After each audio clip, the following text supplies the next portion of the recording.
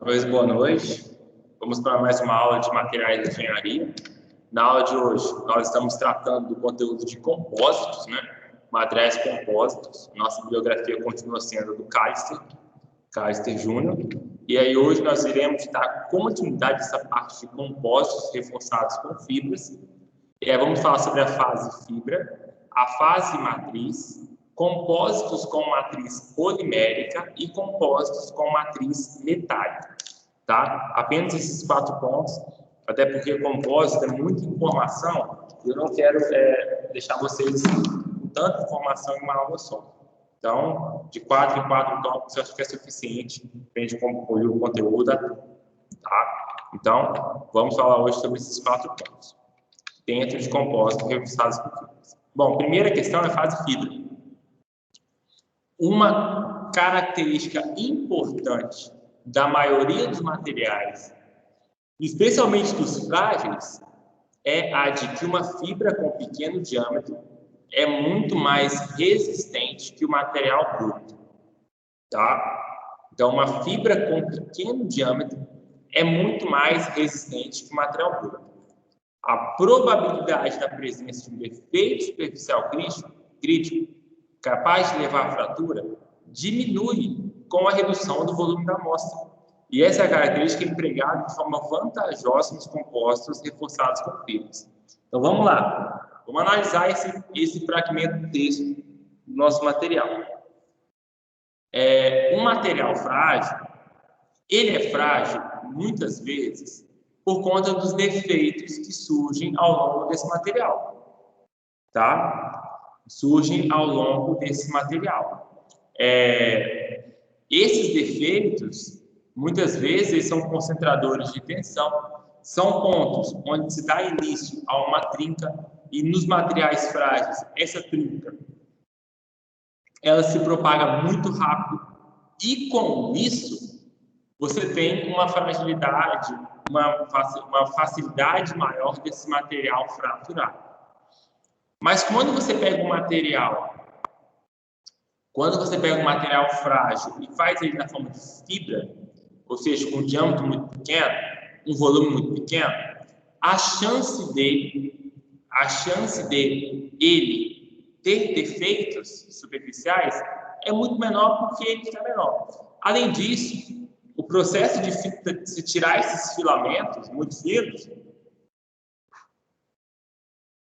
qualquer defeito que existisse nessa fibra já faria ela romper. Então, se ela, no processo de fabricação dela, seja por trefilação, qual seja o extrusão, qual seja o processo, se ele não rompeu, é porque a chance dele ter um defeito superficial é muito maior. E é por isso que a resistência acaba sendo maior. As fibras, com base no diâmetro e na natureza, são agrupadas em 3 classificações diferentes. Whiskers, que são filamentos, fibras e arames. Whiskers são monocristais muito finos, com razões de comprimento de diâmetro extremamente grandes. Como consequência de suas pequenas dimensões, elas apresentam um alto grau de perfeição cristalina e estão virtualmente livres de defeitos, o que lhes confere resistência excepcionalmente elevadas. Estão entre eles os materiais mais resistentes conhecidos, ou seja, os whiskers, os filamentos. Apesar dessas altas resistências, os whiskers não são utilizados como meio de reforço de forma extensiva, pois são caros. Além disso, é difícil, muitas vezes impraticável, você incorporar whiskers em uma matriz. Os materiais das quais os whiskers são fabricados incluem a grafita, o carbeto de silício, o nitreto de silício, o óxido de alumínio. Algumas características mecânicas estão apresentadas na tabela 16.4. E aqui mostra a tabela 16.4, dividida em whiskers, fibras e arames. Whiskers, aí tem os materiais, a resistência, GPa, tá? E aí você repara que os whiskers possuem uma resistência à tração maior gravidade específica, né? Resistência específica de GPA grande também, módulo altíssimo, ok? Tanto módulo quanto módulo específico. Já as fibras é um pouco menor esses valores, e os metálicos geralmente menores, tá? Os valores de resistência. Os materiais classificados como fibras, eles podem ser tanto policristalinos quanto amorfos. Então, vamos recapitular. Os whiskers, eles são cristalinos, alto grau de perfeição cristalina, e estão virtualmente livres de defeitos. Já as fibras podem ser tanto policristalinos quanto amorfos. E possuem diâmetros pequenos. Esses materiais fibrosos são geralmente polímeros ou cerâmicos, por exemplo, aramidas poliméricas, vidro, carbono, boro, óxido de alumínio, carbeto de silício. E a tabela que nós mostramos, 16.4, ela também apresenta alguns dados para alguns poucos materiais usados na forma de fibra. Como mostrei aqui, o óxido de alumínio, né, a famosa alumina, a aramida, né, que a gente chama de Kevlar, muito usada em coletes à prova de bala, pó de carbono, vidro, boro, também o carbeto de silício e a espectro.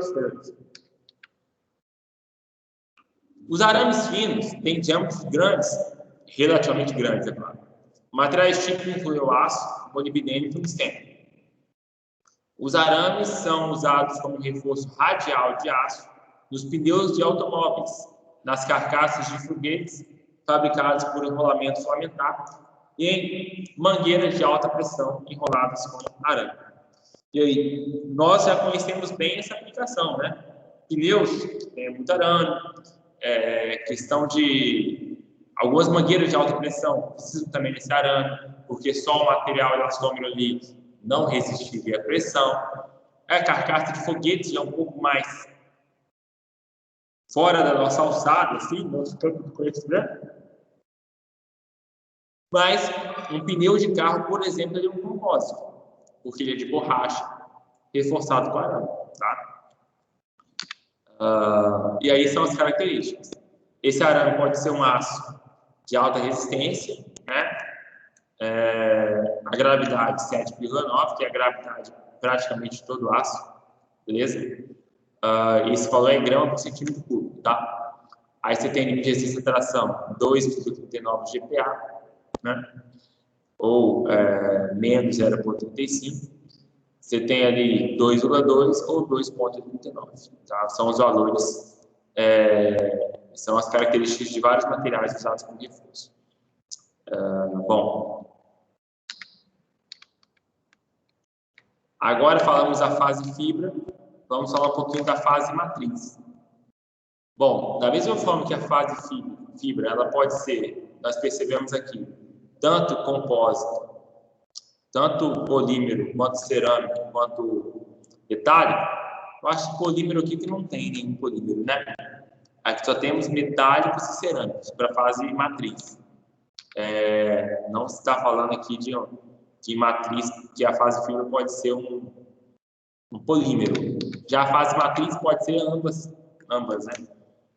A fase matriz ela pode ser metal, pode ser polímero ou pode ser cerâmico. Qualquer uma das três fases pode ser a fase matriz para o material compósito. Em geral, metais e polímeros são empregados como matrizes, pois é desejável alguma ductilidade.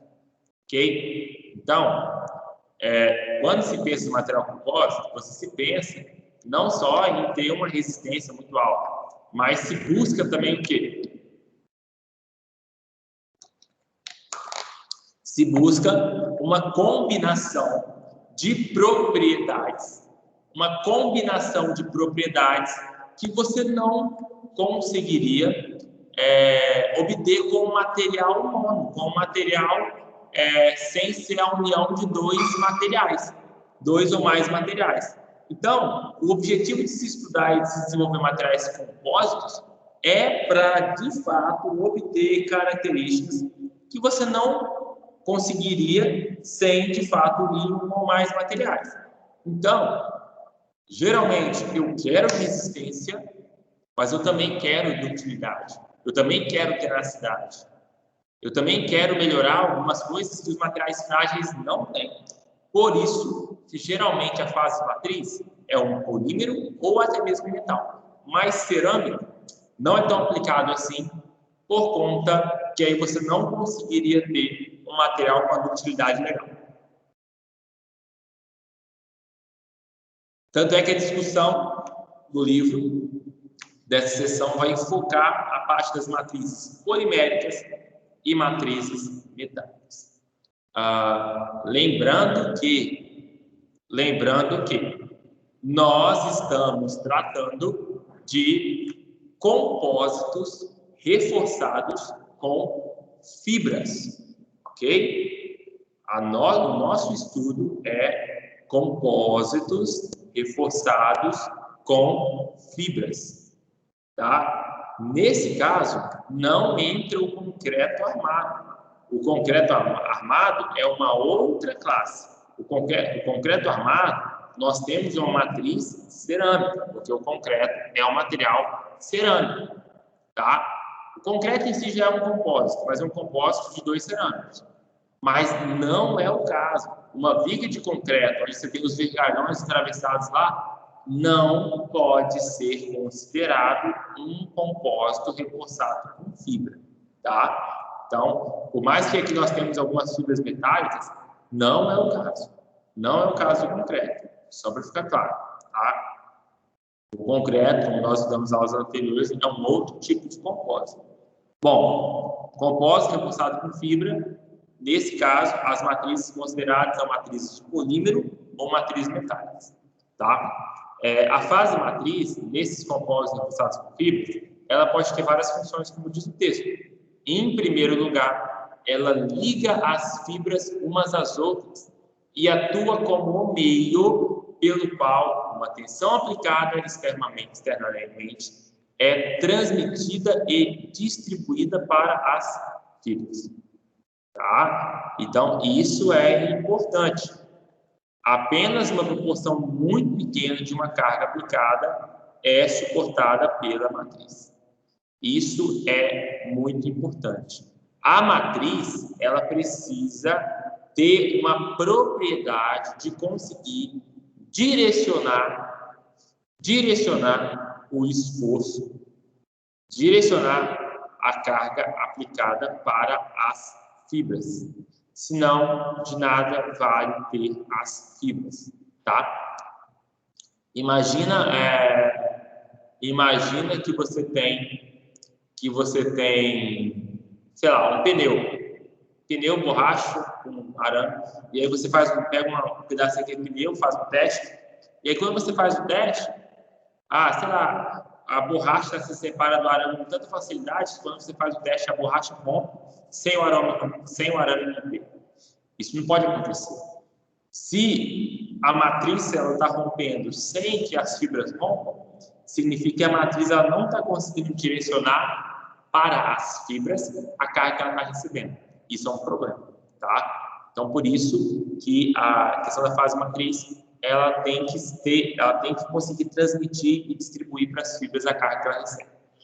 Além disso, o material dela deve ser dúctil, por isso que nós não consideramos uma matriz cerâmica para esse caso, porque o material tem que ser dúctil. Ainda, o módulo da fibra deve ser muito maior que o da matriz. A segunda função da matriz é também proteger as fibras individuais contra danos superficiais decorrentes de abração mecânica ou de reações químicas com o ambiente. Tais interações podem introduzir defeitos superficiais capazes de formar trincas que podem levar a falhas sob baixos níveis de tensão de tração. Por exemplo, vamos pegar um exemplo aqui do pneu. Aquela parte da borracha do pneu que é feita para ser desgastada, de fato, né, que é a parte externa do pneu, ela não tem fibras metálicas. Ela não tem. Porque não adiantaria ter. Quando o pneu começasse a se desgastar e essas fibras começassem a ser aparentes, o que poderia vir a acontecer? O contato dessa fibra com o próprio asfalto, ou até mesmo com o tempo, poderia fazer com que ela tivesse corrosão, ou até mesmo desgaste mecânico, e aí perderia sua função. Tanto é que os arames do pneu, eles são mais na parte interna do pneu, parte interna do que na parte externa. Porque o objetivo desse arame é simplesmente suportar a pressão, né, a pressão do ar dentro do pneu. Então, esse é o objetivo. Então, quando o pneu está desgastado, chega na parte do arame, significa que está passando da hora de trocar, né? A gente sabe muito bem disso. E aí você percebe que quando o pneu desgasta demais, como o pneu desgasta demais, e aí você começa a ver que aquelas fibras metálicas elas começam a se romper. Por quê? Porque a função da fase matriz também é proteger essas fibras. Só que se você desgastou a fase matriz, acaba que você também não vai ter mais opção, não vai conseguir mais proteger as suas fibras metálicas.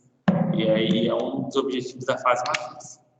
Por fim, a fase matriz também tem como objetivo separar as fibras umas das outras, em virtude de suas relativas maciez e plasticidade. Previne a propagação de trincas frágeis de uma fibra para outra, o que poderia resultar em uma falha catastrófica. Em outras palavras, a fase matriz serve como uma barreira à propagação de trincas. Embora algumas fibras individuais falhem, a fratura total do compósito não ocorrerá até que um grande número de fibras adjacentes, uma vez que tenham falhado, formem um aglomerado com dimensões críticas. Então, é uma importância também, porque imagina que você, em vez de ter fibra, tivesse uma coisa sólida dentro, e aí uma trinca ia se propagar. A fase matriz ela mantém essas fibras separadas e impede essa propagação de trincas de uma fibra para outra.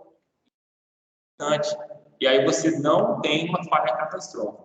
Lembrando sempre que quando nós falamos de falhas, a falha frágil, a fratura frágil, ela é catastrófica. Isso é um problema, porque ela não avisa quando vai acontecer. Ela simplesmente acontece. E é aquilo, né? Uma falha que acontece de uma maneira catastrófica, ela pode gerar prejuízos muito maiores do que uma falha que avisa que vai acontecer. E você, às vezes, tem como fazer alguma manutenção e impedir. Então, sempre que possível, é interessante na mecânica, né, na engenharia mecânica, se buscar meios de se evitar a fratura frágil. E aí, utilizando o material compósito, quando muitas vezes o material compósito ele vai te entregar a mesma resistência que um outro material, só metálico, ou só cerâmico, ou até mesmo um polímero de alta qualidade. O compósito vai te entregar essa mesma propriedade. A questão é que muitas vezes o compósito vai te entregar o mesmo módulo de elasticidade, com o mesmo, como posso dizer, uma resistência à fratura, uma limite de resistência à fratura muito próximo, porém sem ductilidade. E aí esse material ele falharia de uma maneira catastrófica. Já os compósitos, eles conseguem te entregar algumas propriedades e mesmo assim manter a fratura dúctil quando eles rompem. Porque, como diz o texto, precisa de um número muito grande de fibras se rompam para que a fratura aconteça. Já no material maciço, um pequeno ponto de abrasão, qualquer coisa que acontecer ali, pode fazer com que uma trinca seja propagada. Em materiais frágeis, essa propagação ela acontece com uma velocidade grande e a falha geralmente é catastrófica. Então, a vantagem dos polímeros é também uma falha dos compósitos, pela combinação de materiais, ter uma falha que não é catastrófica. Além disso, Isso é muito importante. É essencial que as forças de ligação adesivas entre a fibra e a matriz sejam grandes para minimizar o arrancamento das fibras. Isso é muito importante. Não só para minimizar o arrancamento das fibras, mas eu também entendo que essas ligações adesivas, elas fazem com que a matriz ela consiga, de uma maneira melhor, transferir a carga recebida para as fibras. Para as fibras. Imagina uma situação. Imagina que você tem um colchão, certo? Imagina que você tem um colchão, uma espuma qualquer. Você tem uma espuma,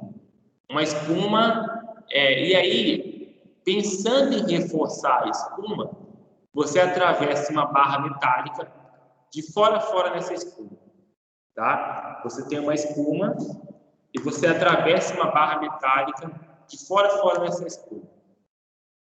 E aí, você decide fazer meio que um cabo de guerra com essa espuma. Só que essa espuma não tem aderência nenhuma, com a barra metálica.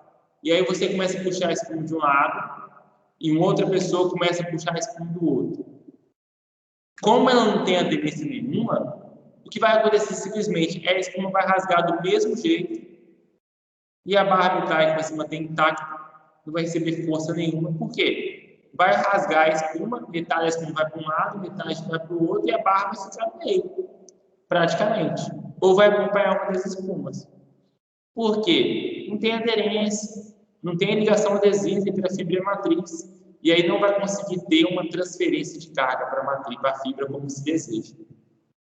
Por isso, é essencial essas forças de ligação serem forças boas, grandes para minimizar o arrancamento das fibras. De fato, a resistência da ligação é uma consideração importante na seleção da combinação fibra-matriz. A resistência máxima do compósito depende em grande parte da magnitude dessa ligação. Uma ligação adequada é essencial para maximizar a transmissão de tensão de uma matriz de baixa resistência para as fibras mais resistentes. Por mais que nós estejamos falando dos compósitos reforçados com fibras, e mesmo que o concreto armado não seja um compósito reforçado com fibra, nós podemos usar o exemplo dele. Por quê? O vergalhão, ele não tem uma superfície lisa. Ele tem uma superfície áspera. E isso é proposital. Seria mais barato fabricar o vergalhão com uma barra lisa ou a barra toda cheia de irregularidades na superfície como é fabricada? Certamente, barras com perfis lisos, você tem uma facilidade melhor, questão de extrusão, fabrica ela por extrusão, trepidação, que seja, é mais fácil. Já o vergalhão não, o vergalhão você tem que fabricar ele de acordo com pensar em toda uma forma de deixar ele com aqueles relevos, né? Mas por quê? Porque no caso do vergalhão, ele não pode sair com facilidade do concreto. Não pode. Essa ligação que faz com que essas irregularidades de superfície que faz com que tenha uma boa fixação entre o vergalhão e o concreto. E aí, numa aplicação de tração, o concreto conseguiria certamente transferir a carga recebida para o vergalhão.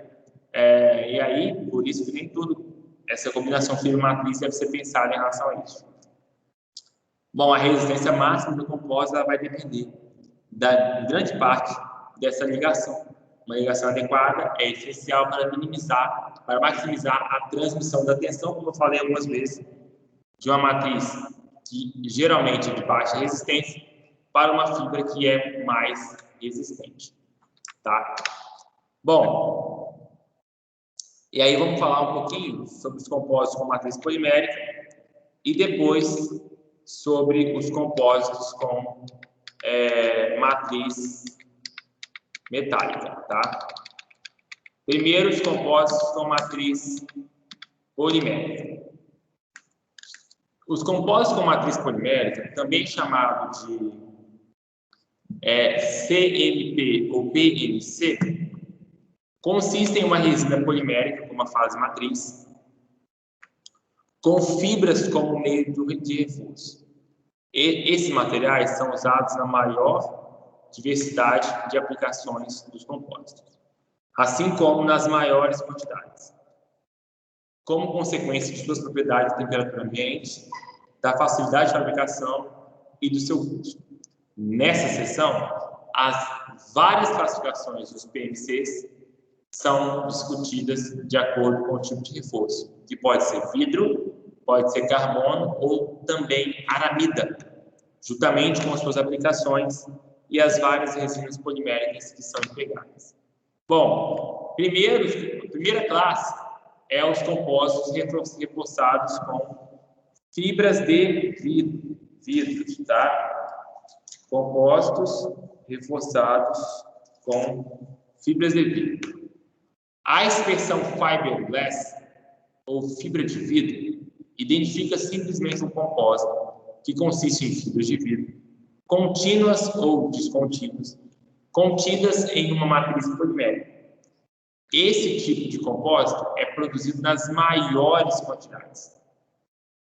A composição do vidro, mais comumente tirada da forma de fibras, às vezes chamada de vidro E, é apresentada na tabela 13.1. Então, recuperei lá do capítulo de cerâmicas, na tabela 13.1, que fala aí dos vidros, né? E aí são a composição e as características de alguns vidros comuns. E aí, entre eles, a fibra de vidro, a sua composição, tá? E ela é facilmente tirada na forma de vidros. Fibras, compósitos de fibras de vidro e resina. Tá? Os diâmetros variam entre 3 e 20 micrômetros. Repara como as fibras de vidro têm diâmetros muito pequenos, de 3 a 20 micrômetros, ok? 3 micrômetros é 1 milímetro dividido por 1000, é 3 milímetros dividido por 1000. Então, é muito pequeno. O vidro é popular como material de reforço por várias questões. Primeiro, ele é estirado com facilidade em fibras de alta resistência a partir do seu estado fundido. Segundo, ele é um material facilmente disponível e pode ser fabricado economicamente em um plástico reforçado com vidro, usando uma ampla variedade de técnicas de fabricação de compósitos. E aí a tabela mostra isso. A fibra de vidro, ela tem uma composição que é barata, né? Você vai olhar aí, 55% de sílica, natureza, 16% de CaO, natureza, 15% de alumina, natureza, 10% de B2O3. E, além disso, 4% de MgO. Então, são coisas disponíveis na natureza, tá? Então, tudo você encontra na natureza. É óbvio que tem custo de extração e tal, mas, mesmo assim, se torna um material mais barato. É lógico, não é tão barato igual o vidro, que é quase 100% sílico, lógico que não. Mas, mesmo assim, quando você pega e compara isso com um aço de alta resistência, com outro material de muita alta resistência, ele vai ser mais compensatório. Como uma fibra, ele é relativamente resistente e, quando incorporado a uma matriz plástica, produz um compósito com resistência específica muito alta. O problema do vidro é a sua fragilidade. É um material amorfo, então, assim, você tem as suas fragilidades. Entretanto, você colocando ele numa resina polimérica, você consegue ter interessantes propriedades.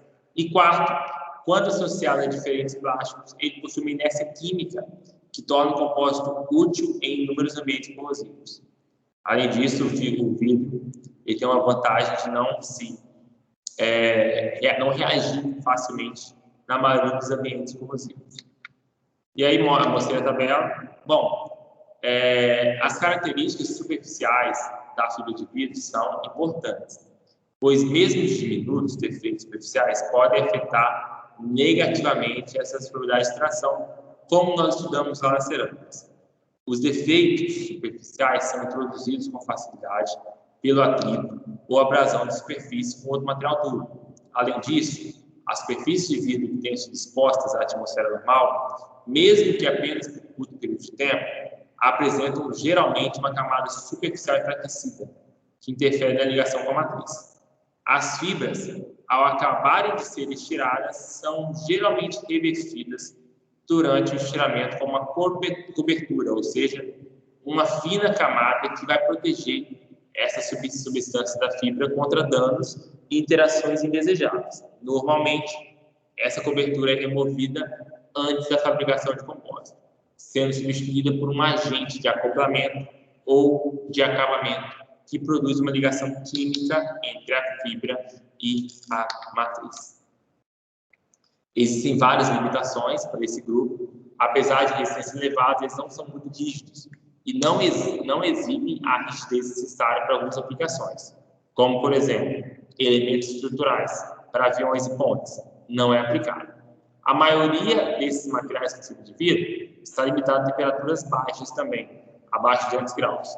Em temperaturas mais altas, a maioria dos polímeros começa a escoar ou deteriorar. Então, é um dos problemas dos compósitos, né?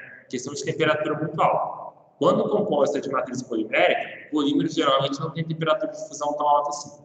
E aí você não consegue ter uma temperatura muito alta, uma temperatura do compósito muito alta.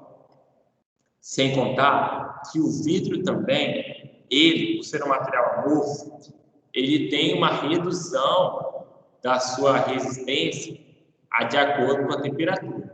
Nós estudamos isso lá nos materiais cerâmicos. Então, o vidro, ele é um material amorfo, é um material amorfo que tem viscosidade, o aquecimento aumenta a viscosidade, reduz o modo de elasticidade, reduz o limite de resistência à tração, reduz um monte de fator. Além disso, o polímero também, ele vai ter essas questões de reduzir todas as propriedades de acordo com o aumento da temperatura. Com isso, os compósitos de fibra de vidro e resina polimérica, eles não aguentam temperatura tão alta assim. Entretanto, como diz o texto, as temperaturas elas podem ser estendidas até mais ou menos 300 graus pelo uso de sílica fundida de alta pureza para as fibras e polímeros de alta temperatura. Ou seja, você tem que pegar uma fibra que aguenta mais temperatura e um polímero que aguenta mais temperatura, tá? Ou resinas polimínicas. Muitas das aplicações são conhecidas: carrocerias de automóveis, cascos de barco, tubulações de plástico, recipientes para armazenamento e pisos industriais. E aí, certamente, por exemplo, uma das aplicações desse material é algumas tubulações que envolvem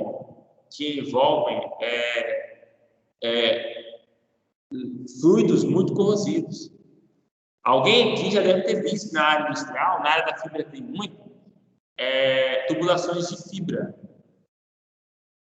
Quando a gente fala em tubulações de fibra, não é tubulação só de fibra, é um compósito de fibra de vidro com resina polimérica, tá? Aqui a Natrus, inclusive, eu não sei se a empresa está ativa ainda, mas tem uma empresa que eu conheci há muitos anos, que é especialista em trabalhar com essa parte de fibra de vidro, chamada Fibral. Ela mexe só com isso.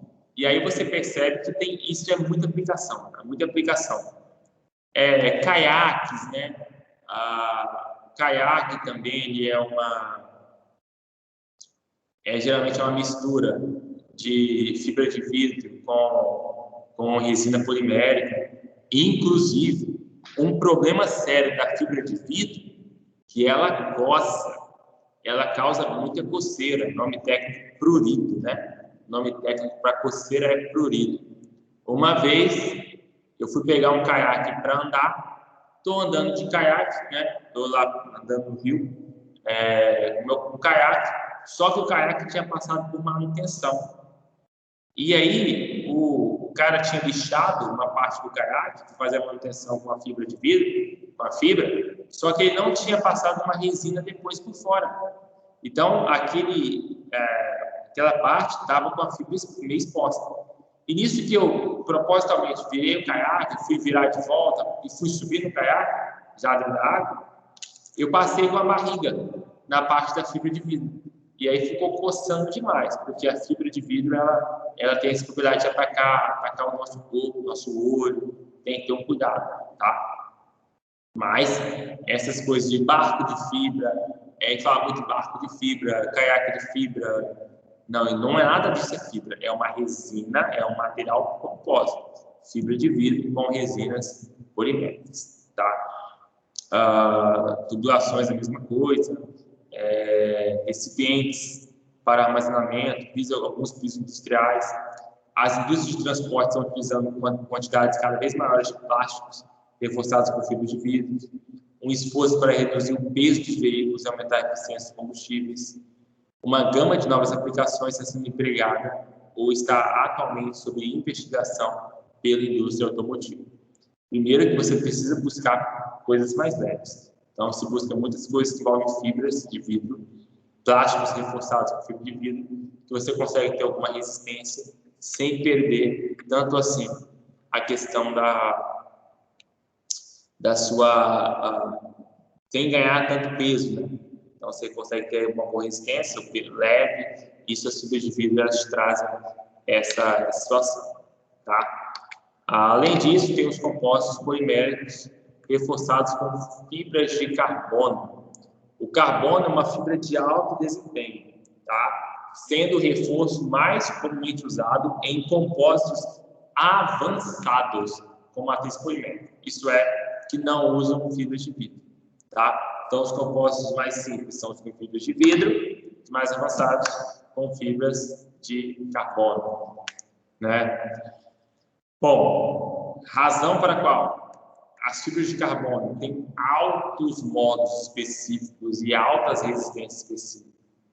Elas retêm seus elevados modos de resistência à tração, mesmo sob temperaturas elevadas. E a oxidação em altas temperaturas, no entanto, pode ser um problema.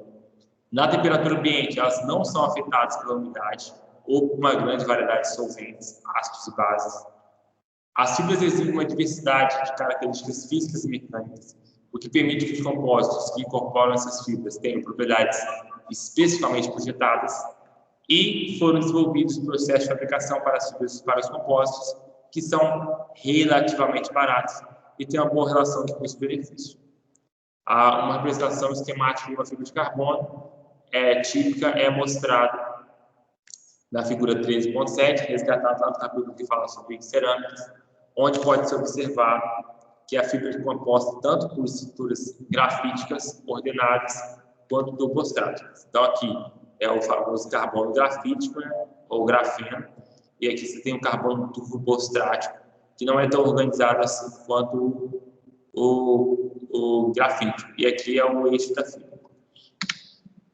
As técnicas para essas fibras de carbono são complexas, não vão ser discutidas aqui. No entanto, 3 materiais orgânicos precursores são usados: rayon, poliacrilonitrila e piche. A técnica de processamento varia de acordo com o precursor, da mesma forma como variam as características dessa fibra resultante. Um sistema de classificação de fibras de carbono é de acordo com o modo de tração. Com base nesse critério, as 4 classes são padrão, intermediário, alto e ultra alto. E esses diâmetros estão entre 4 e 10 micrômetros, muito pequenos também. Estão disponíveis tanto como contínua quanto picada. Além disso, as fibras de carbono são normalmente revestidas com uma cobertura protetora de epóxi, o qual também melhora a adesão à matriz polimérica.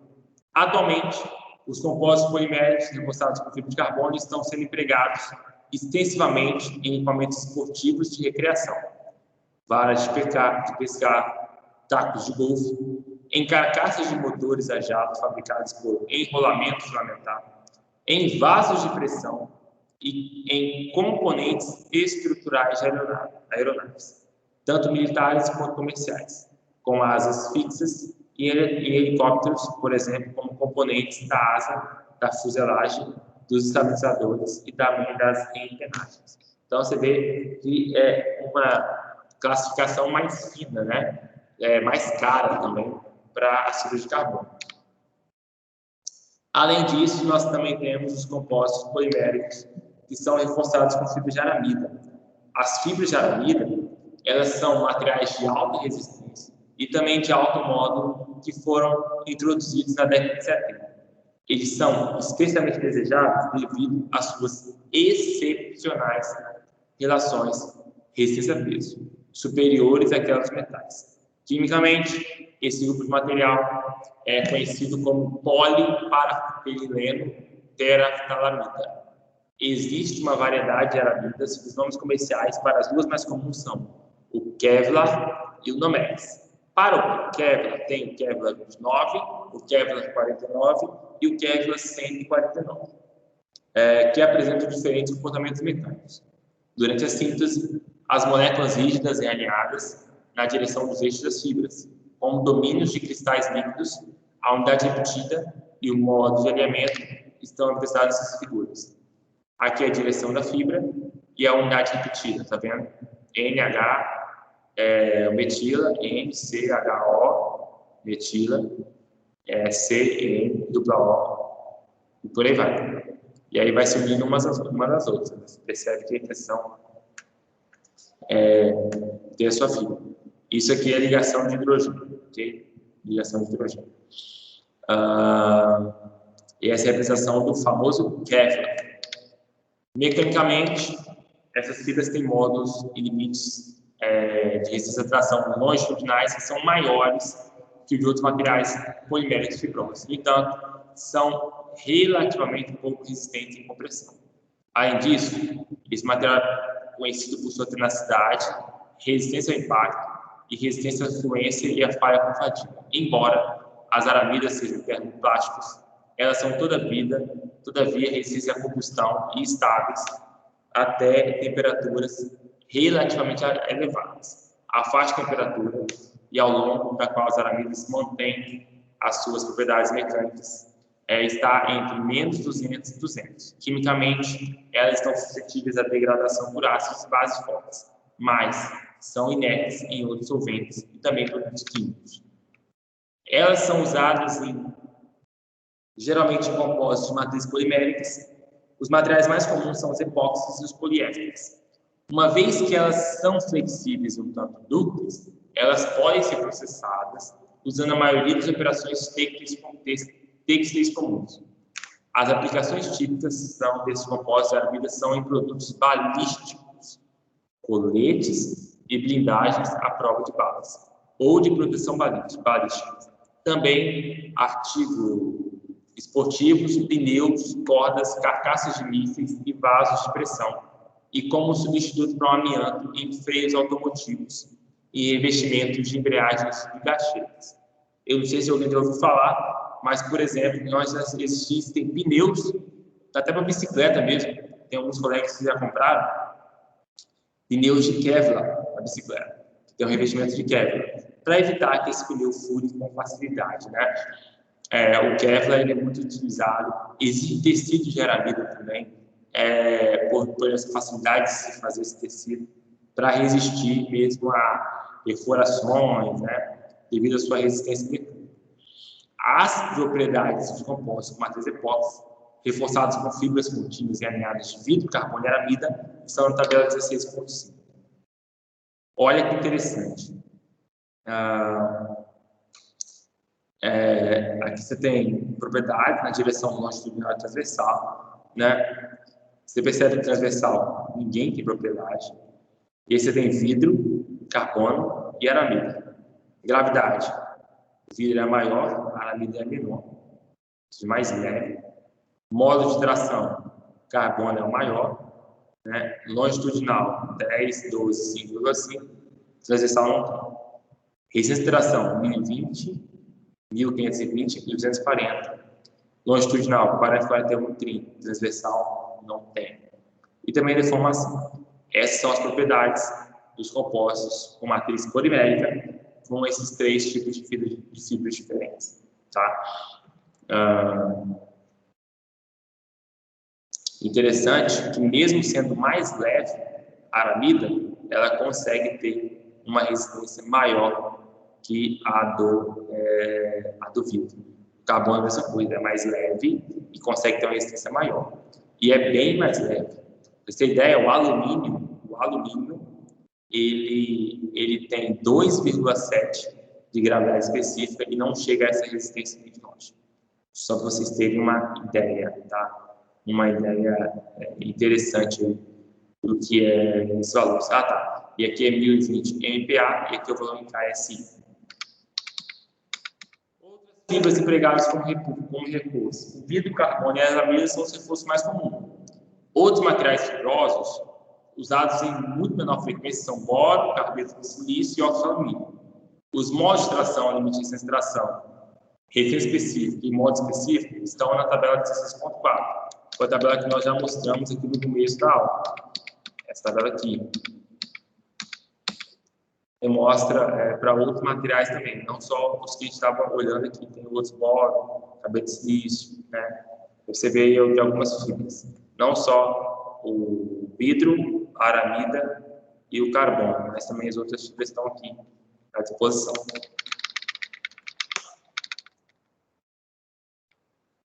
Os compostos poliméricos, reforçados com fibra de boro, têm sido usados em aeronaves militares, nas pás de motores, de helicópteros e em alguns artigos esportivos. Já as fibras de carbeto de silício e óxido de alumínio em raquetes de tênis, placas de circuitos, blindagens militares e também ogivas de foguetes. Sobre as matrizes poliméricas, os papéis dela foram resumidos na seção 16.7. Além disso, que é a seção que falou sobre uma fase matriz. Além disso, com frequência, é a matriz que determina a temperatura máxima do serviço. Uma vez que ela normalmente amolece, funde ou degrada em uma temperatura muito mais baixa que a fibra de reforço. Então, a matriz polimérica, ela geralmente vai ser o seu limitador. Vai ser quem vai dar o limite para a sua fibra. Vai ter um limite para você trabalhar com a temperatura do seu material, do seu composto. As resinas poliméricas mais amplamente usadas são os poliésteres e os ésteres vinílicos. Essas matrizes são usadas principalmente com compostos reforçados com fibra de vidro. Um grande número de formulações de resinas proporciona uma ampla variedade de propriedades para esses polímeros. Os epóxis são mais caros e, além das aplicações comerciais, também são empregados extensivamente em polímeros de matriz, compostos de matriz poliméricas. Para aplicações aeroespaciais, eles apresentam melhores propriedades mecânicas e também uma maior resistência à umidade que as resinas poliésteres vinílicas. Para aplicações de temperaturas elevadas, resinas poliimidas, seu limite superior de temperatura é aproximadamente 230 graus. Por fim, as resinas termoplásticas para altas temperaturas oferecem potencial para ser usadas em futuras aplicações aeroespaciais. Tais materiais incluem poliéter-éter-cetona, polissulfeto de fenileno e também o poliéter-imida. Para fechar a aula de hoje, compósitos com matriz metálica. Também tem compósitos de matriz ao próprio metal, mas geralmente é um metal dúctil, tá? A grande vantagem é temperatura de serviço alta, visto que a temperatura de serviço é limitada muitas vezes pela temperatura da matriz.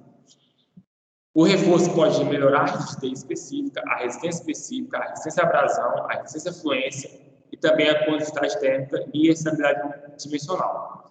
Algumas vantagens desses materiais em relação aos compósitos de matriz polimérica incluem temperaturas de operação mais elevadas, o fato de não serem inflamáveis, que é um problema dos polímeros, e também uma maior resistência à degradação dos fluidos orgânicos. Os compostos de matriz metálicas, entretanto, são muito mais caros que os compostos de matriz polimérica, e por isso o emprego dos NMCs é um tanto quanto restrito. As superligas, como ligas de alumínio, magnésio, titânio e cobre, são empregadas como materiais de matriz. O reforço pode ser na forma de particulado, de fibras, tanto contínuas quanto descontínuas, e de whiskers. As concentrações variam entre 10% e 60% do volume. As fibras contínuas incluem de carbono, carbeto de silício, boro, óxido de alumínio e também metais refratários. Entretanto, os reforços descontínuos consistem principalmente em whiskers de carbeto de silício, fibras picadas de óxido de alumínio e de carbono, e particulados de carbeto de silício. Em certo sentido, segredos enquadram-se nessa classificação. A tabela 16.9 ela vai apresentar as propriedades de vários compostos de matriz metálica, reforçados com fibras contínuas e alinhadas.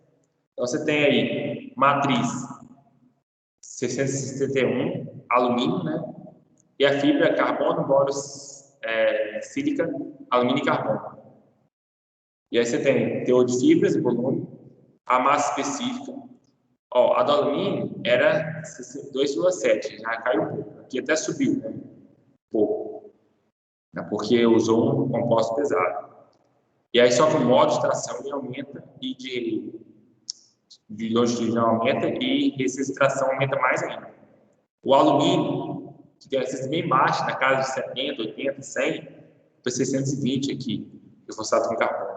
Isso é muito interessante. Algumas combinações do reforço matriz são altamente reativas em temperaturas elevadas. Consequentemente, a degradação do compósito pode ser causada pelo processamento em altas temperaturas ou pela exposição do compósito a temperaturas elevadas durante o serviço. Esse problema pode ser resolvido, em geral, pela aplicação de revestimento superficial protetor no reforço ou pela modificação da composição da liga de forma matriz. Normalmente, o processamento dos polímeros de matriz, dos compostos de matriz metálica, envolve pelo menos duas etapas: a consolidação ou síntese, que é a introdução do reforço na matriz, e uma operação de conformação. Diversas técnicas de consolidação estão disponíveis, algumas das quais são relativamente sofisticadas. Os compostos de matriz metálica são com fibras descontínuas, são suscetíveis à conformação por meio de operações de padrão, forjamentos, fusão, por aí vai. Recentemente, fabricantes de automóveis começaram a usar esses compostos em seus produtos.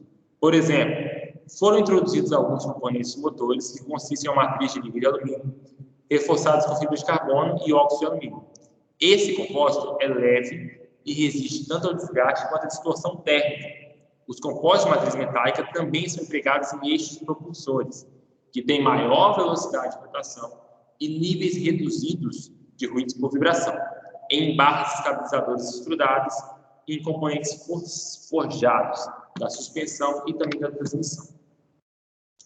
A indústria aeroespacial emprega esses compostos na forma de compostos avançados com matriz metálica e liga de alumínio. Esses materiais eles possuem baixas massas específicas e é possível controlar as suas propriedades. E aí você tem que entender que é o seguinte: o compósito, a vantagem dele, assim como você faz com a adição de elementos de liga, assim como você faz com a inserção de um tratamento térmico, você consegue controlar as propriedades mecânicas. Por exemplo, com a escolha de uma fibra ou até mesmo o percentual e volume que essa fibra vai atingir. E aí você consegue controlar as propriedades.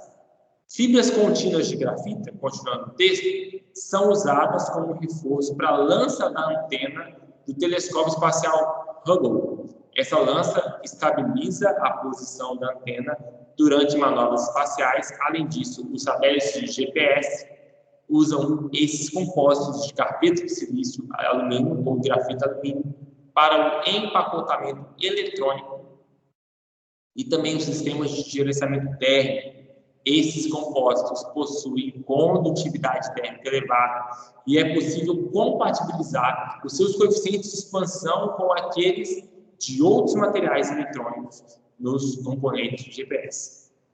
Além disso, quando a gente fala de fluência, que é a fratura que acontece em altas temperaturas, ruptura, né, em altas temperaturas de algumas superligas, elas podem ser melhoradas com reforço de fibras, usando materiais refratários, tais como o tungstênio.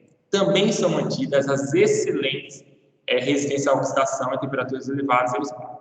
Os projetos que incorporam esses compostos permitem temperaturas de operação mais elevadas e melhores eficiências para os motores de turbina, tá? Então, você percebe que são materiais mais caros, mas quando a gente fala de projetos mecânicos que envolvem materiais muito assim, materiais que vai precisar de fato de uma grande combinação de propriedades mecânicas, um compósito de matriz metálica com fibras fibras cerâmicas, né, que é o caso, carbono, ou até mesmo fibras de outros metais, pode te deixar conseguir chegar nas propriedades que você deseja, que talvez você não conseguiria chegar só com tratamento térmico ou só com a adição de elementos químicos. Então, os compostos também surgem como materiais importantíssimos, ainda mais em indústrias de alto padrão, ainda mais quando fala de temperaturas elevadas, porque temperatura é um problema sério. Muitos materiais materiais únicos, eles têm propriedades reduzidas com temperaturas elevadas, até mesmo os metais. E aí, quando você busca essa combinação de propriedades, você precisa ir para o lado dos materiais compósitos.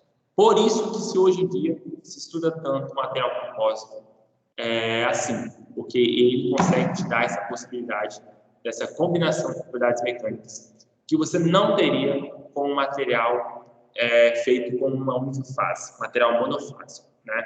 Então, isso é a aula de hoje. Na aula que vem, na quarta-feira, nós continuaremos falando sobre os compostos reforçados com fibra de vidro, com fibras. Entretanto, a gente vai falar um pouquinho sobre os compostos também de matriz cerâmica, embora não seja tão utilizado, mas também temos que falar sobre esses compostos. Beleza, galerinha?